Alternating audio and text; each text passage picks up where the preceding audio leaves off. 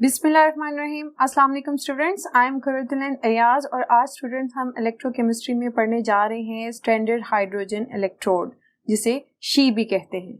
So let's start our lecture. जी students, standard hydrogen electrode potential study करने से पहले हम अपना लास्ट लेक्चर थोड़ा सा रिवाइज करते हैं जो हमारे इस लेक्चर के साथ रिलेट कर रहा है। That was electrode potential. जल्दी से रिवाइज करते हैं। इलेक्ट्रोड पोटेंशियल हमने क्या पढ़ा था कि जब हम एक मेटल रॉड को उसी के सोल्यूशन में यानी आयनिक सोल्यूशन के अंदर डिप करते हैं तो फिर दो तरह के रिएक्शंस होते हैं। ये मेटल एटम्स जो हैं वो इलेक्ट्रॉन लूज करते हैं और आयन जो है वो सोल्यूशन के अंदर एंटर हो जाते हैं। इसी के साथ साथ सोल्यूशन में जो मेटल आयंस मौजूद होते हैं वो इलेक्ट्रॉन्स एक्सेप्ट करते हैं और मेटल रॉड के ऊपर डिपॉजिट होते जाते हैं। जब स्टूडेंट्स ये दोनों रिएक्शंस साइमल्टेनियसली आपको पता है हो रहे होंगे, एक टाइम आएगा कि इक्विलिब्रियम अचीव हो जाएगा और आप देख सकते हैं कि मेटल रॉड और सॉल्यूशन के दरमियान पोटेंशियल सेटअप हो गया है। इस पोटेंशियल सेटअप को हमने क्या कहा था? That is the electrode potential of that electrode. ठीक है, अगर हम स्टैंडर्ड कंडीशंस में इस इलेक्ट्रोड या पोटेंशियल सेटअप को स्टडी करेंगे तो फिर ये क्या कहलाएगा? Standard electrode potential. Standard conditions क्या थी कि सॉल्यूशन की कंसंट्रेशन 1 मोलर होनी चाहिए, टेम्परेचर शुड बी 298 केल्विन और इसी तरह से प्रेशर जो है वो 1 एटमॉस्फेयर रखना था। ठीक है, अब स्टूडेंट्स आपने देखा है कि ये जो हाफ सेल आपके सामने नजर आ रहा है ये किसी वायर के साथ या किसी भी सेल के साथ कनेक्ट नहीं है। तो हम इस पोटेंशियल को किस तरह से मेजर कर सकते हैं? लास्ट लेक्चर में हमने ये भी पढ़ा था कि इलेक्ट्रोड पोटेंशियल को मेजर करने के लिए हम इसे एक स्टैंडर्ड हाफ सेल के साथ कपल करवाते हैं इन अ गैल्वेनिक सेल, और वो स्टैंडर्ड हाफ सेल क्या था? That is the standard hydrogen electrode, जिसे हम शी भी कहते हैं। आज के लेक्चर में स्टूडेंट्स हम देखेंगे कि स्टैंडर्ड हाइड्रोजन इलेक्ट्रोड की कंस्ट्रक्शन क्या है, इसकी वर्किंग क्या है और ये किस तरह से इस्तेमाल हो सकता है for the measurement of electrode potential. तो पहली बात हमने कहा कि स्टैंडर्ड हाइड्रोजन इलेक्ट्रोड, इसको हम as a reference electrode consider करते हैं। ठीक है, और रेफरेंस होने की वजह से हमने इसकी आप कह लें कि इलेक्ट्रोड पोटेंशियल जो है आर्बिट्ररी कंसीडर किया हुआ है 0 वोल्ट्स। ठीक है, ये क्या है? इसका इलेक्ट्रोड पोटेंशियल है। याद रहे स्टूडेंट्स, मैंने वर्ड यूज किया है आर्बिट्ररी कंसीडर एज 0 वोल्ट्स। ठीक है, आप अपनी राइटिंग में कभी भी मत लिखिएगा कि स्टैंडर्ड हाइड्रोजन इलेक्ट्रोड का जो पोटेंशियल है दैट इज 0 नहीं होता, लेकिन हम अपने लिए एक स्केल बनाने के लिए हम हाइड्रोजन इलेक्ट्रोड का पोटेंशियल जो है उसे 0 कंसीडर करते हैं। ठीक है, कन्वेंशनली इसे 0 कंसीडर किया जाता है। आप ये नहीं लिख सकते कि इसका इलेक्ट्रोड पोटेंशियल 0 होता है, ये दो मुख्तलिफ बातें हैं। ठीक है, आगे चलते हैं कंस्ट्रक्शन पे। किस तरह से यानी स्टैंडर्ड हाइड्रोजन इलेक्ट्रोड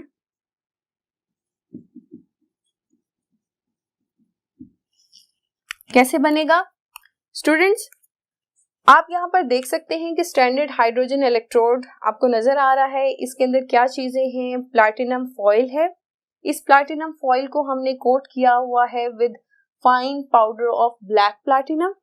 ठीक है, इस फाइन पाउडर की कोटिंग की वजह से क्या होता है? सरफेस एरिया इनहैंस हो जाता है। फर्दर आप देखिए प्लैटिनम फॉइल जो है वायर के साथ अटैच है, प्लैटिनम वायर यूज की हुई है और हमने इन्वर्टेड ग्लास ट्यूब यूज की हुई है जिसकी एक साइड पे इनलेट भी है। ठीक है, ऊपर वाली साइड पे आपको इनलेट नजर आ रहा है, वहां से हम हाइड्रोजन गैस को 1 एटमॉस्फेरिक प्रेशर पे एंटर करवाएंगे सोल्यूशन में। अब जो सोल्यूशन है वो हमने कौन सा यूज किया हुआ है? सोल्यूशन की कंसंट्रेशन है 1 मोलर और ये किसका सोल्यूशन है? HCl का सोल्यूशन है। ठीक है, HCl जो है हमने सोल्यूशन के तौर पे इस्तेमाल किया है। तो ये स्टूडेंट्स हमारा पूरा सेटअप है हाइड्रोजन इलेक्ट्रोड का। ठीक है, तो कंस्ट्रक्शन में हमारे पास कौन कौन सी चीजें आई हैं? प्लैटिनम फॉइल, ठीक है, coated with fine powder of black platinum. ठीक है, इसी तरह से स्टूडेंट्स ग्लास ट्यूब जो इन्वर्टेड थी, और इसके बाद हमने हाइड्रोजन गैस जो है 1 एटमॉस्फेरिक प्रेशर पे बबल करवाई है, और जो सोल्यूशन है that is 1 molar HCl solution. ठीक है, इसकी कंसंट्रेशन ये है। ठीक है, अब स्टूडेंट्स होगा क्या कि जब हम हाइड्रोजन गैस बबल करवाते हैं तो प्लैटिनम जो हाइड्रोजन गैस को सरफेस प्रोवाइड करता है कि इस सरफेस पर आकर हाइड्रोजन गैस इलेक्ट्रॉन्स लूज करे और हाइड्रोजन आयंस में कन्वर्ट हो जाए, जो कि सॉल्यूशन में एंटर हो जाएंगे। एक और कंडीशन क्या हो सकती है कि सॉल्यूशन में हाइड्रोजन आयंस जो हैं वो प्लैटिनम फॉइल की तरफ जाएंगे और वहां से इलेक्ट्रॉन्स एक्सेप्ट करेंगे और किस में कन्वर्ट हो जाएंगे, हाइड्रोजन गैस में। अब ये हाइड्रोजन गैस देखें बबल्स की फॉर्म में आपको नजर आ रही है, तो ये दो रिएक्शन जो है साइमल्टेनियसली अकर करेंगे। ठीक है, और इनका जो इलेक्ट्रोड पोटेंशियल होगा वो आर्बिट्रली हम कंसिडर करेंगे एज 0। ठीक है, 0 कंसिडर करने की वजह से हम इस इलेक्ट्रोड को जिस भी या आप कह लें कि इस हाफ सेल को जिस भी इलेक्ट्रोड के साथ कनेक्ट करवाएंगे तो जो वोल्ट मीटर पे रीडिंग आएगी वो सिर्फ और सिर्फ उसी इलेक्ट्रोड की होगी, क्योंकि हाइड्रोजन इलेक्ट्रोड की तो हमने आर्बिट्रली कंसिडर की हुई है, इलेक्ट्रोड पोटेंशियल उसका 0 कंसिडर किया हुआ है। ठीक है स्टूडेंट्स, अब यहाँ पे मैं आपको एक इम्पॉर्टेंट बात बताऊं कि प्लैटिनम स्टैंडर्ड हाइड्रोजन इलेक्ट्रोड में यूज करने का क्या फायदा है। स्टूडेंट्स, प्लैटिनम फॉइल हम इसलिए इस्तेमाल करते हैं कि एक तो प्लैटिनम जो है ड्यूरिंग द रिएक्शन एक्ट करती है एज कंडक्टर। ठीक है, ताकि इलेक्ट्रॉन्स सेल के अंदर आ सकें और हाफ सेल से बाहर जा सकें। ठीक है, कंडक्टर के तौर पर एक्ट करती है। दूसरी बात स्टूडेंट्स, क्योंकि प्लैटिनम जो है वो हाइड्रोजन एटम्स को एक प्लेटफॉर्म प्रोवाइड करती है। ठीक है, ताकि यहाँ पर हाइड्रोजन आयंस की रिडक्शन हो सके या हाइड्रोजन गैस की ऑक्सीडेशन हो सके। ठीक है, और साथ ही साथ स्टूडेंट्स ये इक्विलिब्रियम अचीव करने में हेल्प करती है। ठीक है, इक्विलिब्रियम फास्ट अचीव करवाती है। इक्विलिब्रियम किसके अंदर, between hydrogen gas and hydrogen ions in solution. ठीक है, कैसा इक्विलिब्रियम होगा उसका मैं रिएक्शन लिख देती हूं कि हाइड्रोजन गैस जो है हाइड्रोजन आयंस में कन्वर्ट होगी। 2 हाइड्रोजन एटम्स होंगे तो 2 इलेक्ट्रॉन्स रिलीज होंगे, और इसी तरह से सॉल्यूशन में से हाइड्रोजन आयंस इलेक्ट्रॉन्स एक्सेप्ट करके हाइड्रोजन गैस बना देंगे। ठीक है, ये इक्विलिब्रियम अचीव करने के लिए प्लैटिनम जो है हेल्प करती है। You can say it कैटलाइजेस the reaction. अब स्टूडेंट्स हम देखना चाहेंगे कि स्टैंडर्ड हाइड्रोजन इलेक्ट्रोड को हम किस तरह से इस्तेमाल करेंगे ताकि हम इलेक्ट्रोड पोटेंशियल किसी भी इलेक्ट्रोड का मेजर कर सकें। आइए देखते हैं स्टूडेंट्स, इलेक्ट्रोड पोटेंशियल को मेजर करने के लिए हमें किन चीजों की जरूरत होती है। स्टूडेंट्स, हमें हाफ सेल चाहिए होता है। ठीक है, हाफ सेल में वो इलेक्ट्रोड मौजूद होगा जिसका हमने इलेक्ट्रोड पोटेंशियल मेजर करना है। इसी तरह से स्टूडेंट्स हमें स्टैंडर्ड हाफ सेल चाहिए, that is SHE standard hydrogen electrode, और volt meter, high resistant volt meter हम यूज करेंगे ताकि हमारे पास जो वैल्यू है इलेक्ट्रोड पोटेंशियल की वो एक्यूरेट आ सके। फर्दर स्टूडेंट्स, कंडीशंस जो हैं वो हम स्टैंडर्ड कंडीशंस रख रहे हैं कि जो सॉल्यूशंस हैं उनकी कंसंट्रेशन क्या होगी, 1 मोलर होगी। ठीक है, और यहाँ पर टेम्परेचर 298 केल्विन या फिर 25 डिग्री सेंटीग्रेड, और प्रेशर कितना होगा, pressure will be 1 atm। Students, याद रहे कि इलेक्ट्रोकेमिस्ट्री में जो स्टैंडर्ड टेम्परेचर है दैट इज 25 डिग्री सेंटीग्रेड, लेकिन हमने जब गैसेस का चैप्टर पढ़ा था तो वहां पर जो स्टैंडर्ड टेम्परेचर हमने पढ़ा था दैट वाज 0 डिग्री सेंटीग्रेड। लेकिन यहाँ पर हम 0 डिग्री सेंटीग्रेड ले नहीं सकते क्योंकि 0 डिग्री सेंटीग्रेड पे सॉल्यूशन फ्रीज कर सकते हैं, इसलिए हमने यहाँ पर स्टैंडर्ड टेम्परेचर जो है दैट इज 25 डिग्री सेंटीग्रेड। अब स्टूडेंट्स, कैसे हम अपना सेटअप कंप्लीट करेंगे, आप देख सकते हैं स्टूडेंट्स कि कॉपर इलेक्ट्रोड जो है वो copper solution 1 molar copper solution है, उसके अंदर डिप है। ये हाफ सेल है, इसको हमने कनेक्ट किया हुआ है, कपल किया हुआ है स्टैंडर्ड हाइड्रोजन इलेक्ट्रोड से, सॉल्ट ब्रिज के साथ कनेक्टेड है, गैल्वेनिक सेल है। और स्टूडेंट्स जब देखें रिएक्शन प्रोसीड होगा तो वोल्ट मीटर पे हमारे पास रीडिंग आई है, that is 0.34 volts. Volt meter की जो डिफ्लेक्शन की डायरेक्शन है वो हमें क्या इंफॉर्मेशन प्रोवाइड कर रही है कि हाइड्रोजन गैस जो है वो आसानी से इलेक्ट्रॉन लूज कर सकता है एज कंपैरिजन टू कॉपर। ठीक है, इसको फर्दर आप आसानी से इस तरह से समझ सकते हैं कि हाइड्रोजन आयंस में कन्वर्ट हो रहा है, 2 इलेक्ट्रॉन्स रिलीज कर रहा है, और कॉपर आयंस एंड 2 इलेक्ट्रॉन्स, यानी इन दोनों रिएक्शंस में फिजिबल रिएक्शन या आप कह लें कि greater tendency to lose electrons किसकी ज्यादा है, हाइड्रोजन की ज्यादा है, यानी इस रिएक्शन की टेंडेंसी ज्यादा है।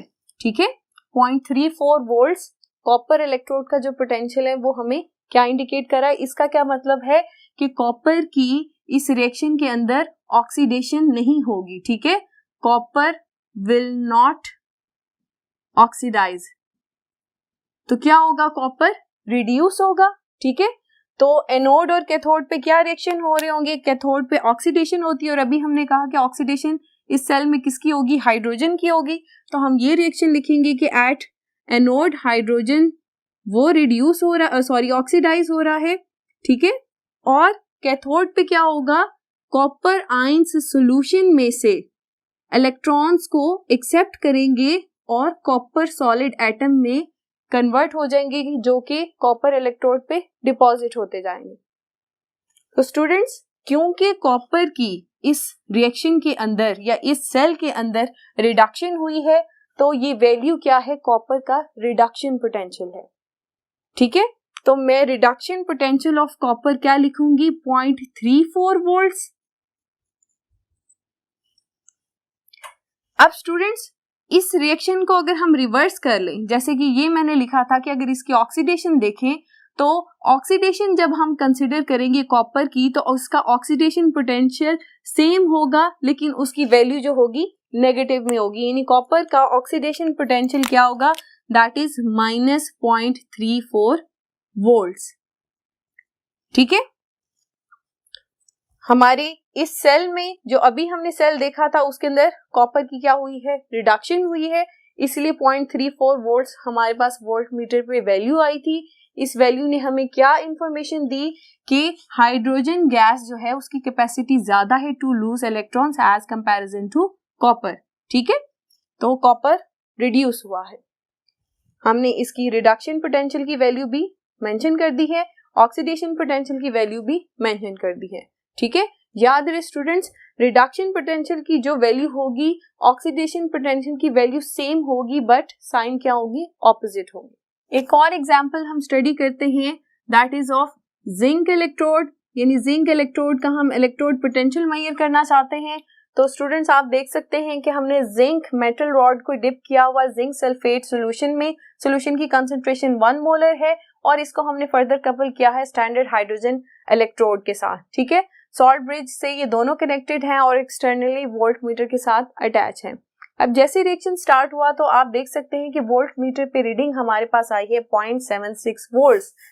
अब वोल्ट मीटर की जो डिफ्लेक्शन डायरेक्शन है वो हमें क्या इंडिकेट कर रही है कि जो जिंक है वो हमारे इस पूरे सेल के अंदर क्या हो रहा है, ऑक्सीडाइज हो रहा है। इसका क्या मतलब है कि हाइड्रोजन की ऑक्सीडेशन की टेंडेंसी कम है एज कंपैरिजन टू जिंक। कितनी कम है, 0.76 वोल्ट्स। या आप ऐसे भी कह सकते हैं जिंक की टेंडेंसी ज्यादा है to lose electrons than hydrogen gas. कितनी ज्यादा है, 0.76 वोल्ट्स। ठीक है स्टूडेंट्स, अब आप यहाँ देख सकते हैं कि जिंक की तरफ से इलेक्ट्रॉन्स निकल रहे हैं और एंटर कहाँ हो रहे थे, हाइड्रोजन के अंदर, यानी स्टैंडर्ड हाइड्रोजन इलेक्ट्रोड के अंदर एंटर हो रहे हैं। तो इसका मतलब है कि इस गैल्वेनिक सेल के अंदर जिंक जो है, zinc electrode is acting as anode और standard hydrogen electrode is acting as cathode. यहाँ पर मैं आपको एक बात क्लियर कर दूं कि स्टूडेंट, स्टैंडर्ड हाइड्रोजन इलेक्ट्रोड जो है it can act as cathode and also as anode. It depends upon the nature of electrode that is coupling with it. अब आप देखें कि जब हमने कॉपर यूज किया था तो कॉपर में standard hydrogen electrode was acting as anode. उसकी वजह क्या है कि जो कॉपर हमने साथ कपल किया था ये रेडिली ऑक्सीडाइज नहीं होता, कॉपर रेडिली रिड्यूस होता है. इस वजह से इस केस में standard hydrogen electrode was acting as anode. और अभी जो हम जिंक एग्जांपल डिस्कस कर रहे हैं वहां पर क्या हो रहा है कि standard hydrogen electrode is acting as cathode. ठीक है, दोनों एग्जांपल्स आ गई हमारे पास. वापस आते हैं, हम इलेक्ट्रोड पोटेंशियल मेजर कर रहे थे, 0.76 वोल्ट हमारे पास वैल्यू आ गई है. अब हम स्टूडेंट्स देखना चाहेंगे कि कैथोड और एनोड पे क्या रिएक्शन हो रहे हैं. तो हम अपने वो रिएक्शंस लिखते हैं. एनोड पे क्या होगा, एनोड पे ऑक्सीडेशन होती है. ऑक्सीडेशन किसकी हो रही है, जिंक की हो रही है. तो जिंक सॉलिड से जिंक आयंस में कन्वर्ट हो रहा है, इलेक्ट्रॉन्स रिलीज करेगा. कैथोड पे क्या होगा, हाइड्रोजन आयंस जो सॉल्यूशन में मौजूद हैं उनकी क्या होगी, रिडक्शन होगी और वो हाइड्रोजन गैस में H2 गैस में कन्वर्ट हो जाएंगे. ठीक है स्टूडेंट्स. अब क्योंकि जिंक की ऑक्सीडेशन हुई थी तो स्टूडेंट्स आप आसानी से कह सकते हैं कि जो वोल्ट मीटर पे रीडिंग आई थी वो रिडक्शन पोटेंशियल होगा या ऑक्सीडेशन पोटेंशियल होगा. जी बिल्कुल, वो ऑक्सीडेशन पोटेंशियल है जिंक का, दैट इज 0.76 वोल्ट्स. दोबारा से बता दूं इसको, हमने सॉरी ये ऑक्सीडेशन पोटेंशियल में मैंने लिखना था 0.76 वोल्ट्स. किस वजह से, क्योंकि हमारे जो सेल हाफ सेल में जिंक की क्या हुई थी, ऑक्सीडेशन हुई थी, इसलिए ये ऑक्सीडेशन पोटेंशियल कंसीडर किया जाएगा. रिडक्शन पोटेंशियल कब होगा, जब इस रिएक्शन का ऑपोजिट हम कंसीडर करेंगे, यानी zinc ions will accept electrons और जिंक सॉलिड में कन्वर्ट हो जाएंगे. तो ये सेम रिएक्शन है बट ऑपोजिट इन डायरेक्शन, तो इस वजह से सेम वैल्यू आएगी बट साइन क्या हो जाएगा, ऑपोजिट हो जाएगा.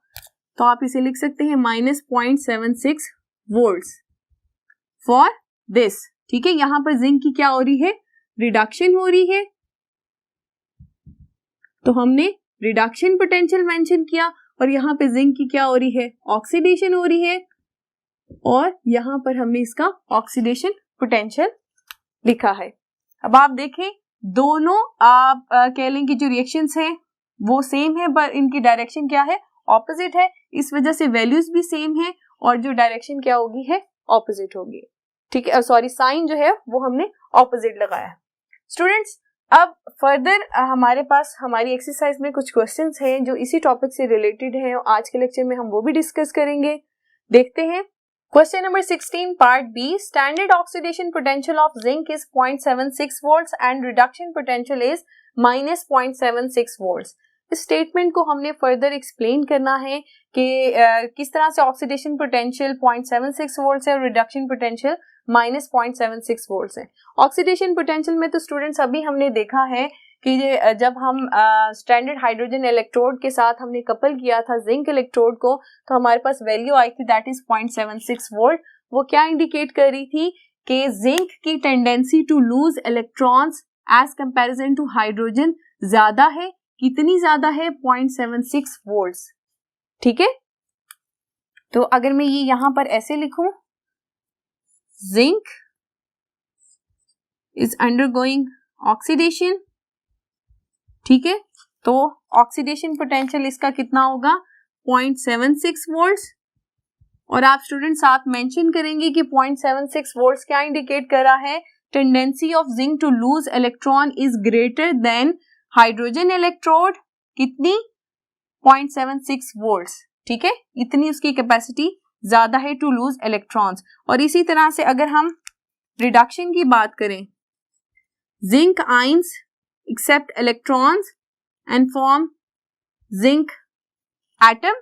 तो यहां पर अब क्या हो रहा है, जिंक की रिडक्शन हो रही है. तो रिडक्शन पोटेंशियल की वैल्यू हमारे पास क्या आएगी, -0.76 वोल्ट्स. अब यहां पर सवाल ये है कि दोनों की वैल्यू सेम क्यों है.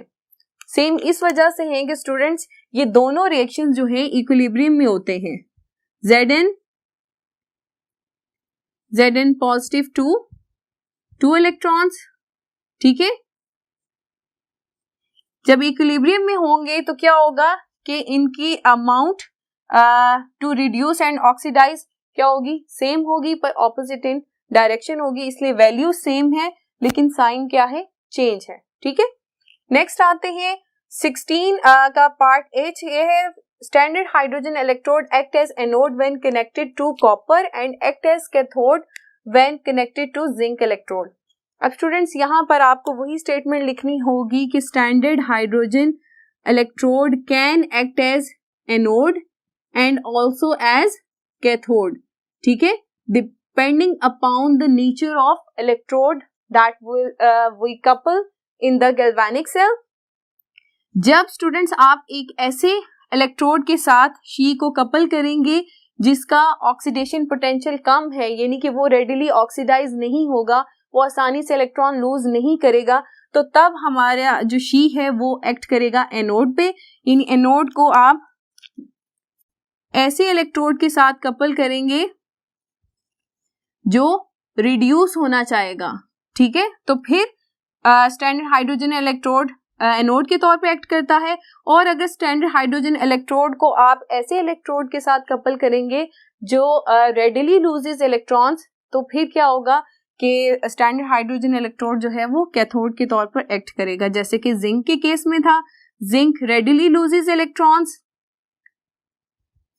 ठीक है, तो इस वजह से जिंक ऑक्सीडाइज होता है, तो जिंक के केस में standard hydrogen electrode cathode act कर रहा था, और कॉपर जो है रेडिली रिड्यूसेस, इस वजह से कॉपर के केस में स्टैंडर्ड हाइड्रोजन इलेक्ट्रोड जो है वो हमारे पास एनोड एक्ट कर रहा था। ठीक है स्टूडेंट्स, यहाँ पर आप फर्दर ये भी जस्टिफाई कर सकते हैं कि रिएक्शंस क्या हो रहे थे। कॉपर के केस में आप देखें, copper will accept electrons, copper solid में कन्वर्ट हो रहा था, और यहाँ पर हाइड्रोजन गैस जो है हाइड्रोजन आयंस में कन्वर्ट हो रही थी और इलेक्ट्रॉन रिलीज कर रही थी। ठीक है, और जिंक के केस में क्या था, जिंक वॉज लूजिंग इलेक्ट्रॉन्स,